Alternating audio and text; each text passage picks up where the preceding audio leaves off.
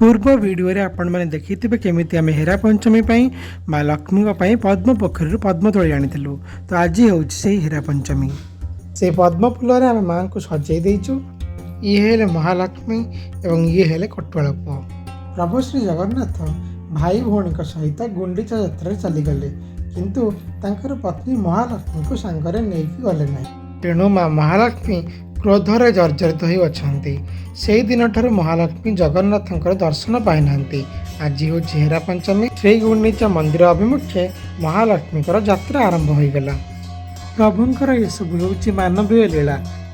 सांगरे माँ महालक्ष्मी मोह चूर्ण नहीं जाउछंती जहाँ को से बिमला आनी से मोह चूर्ण पाइले प्रभु जगन्नाथ केमिति खूब शीघ्र श्रीमंदिर को लौटी आसबे।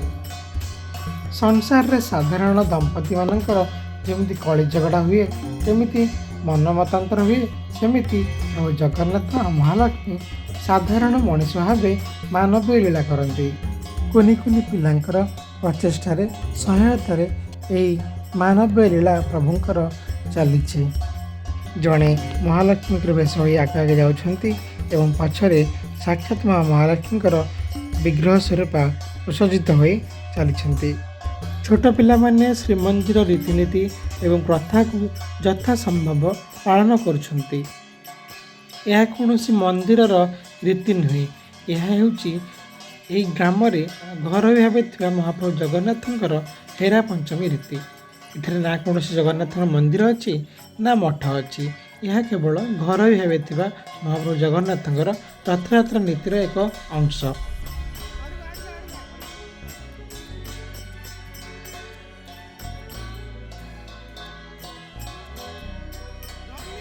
माँ महालक्ष्मी एवं गुंडीचा मंदिर पाखरे पहुँची गले। कटुआल पुओ रथ पाखे ठिया होइछि। से वर्तमान यही खबर महाप्रभु को देवाक जाउछि।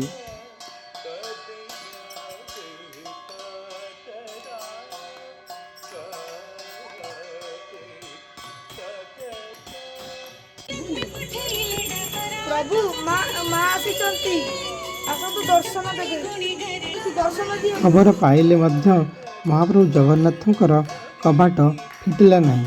शेष में माँ महालक्ष्मी रागरे आउ किसी उपाय न पाई नंदीघोष रथ को भांगीदेले। नंदीघोष रथर किछि अंश भांगीगला पर कटुआल पुओ बहुत जोर डाक छाड़ा।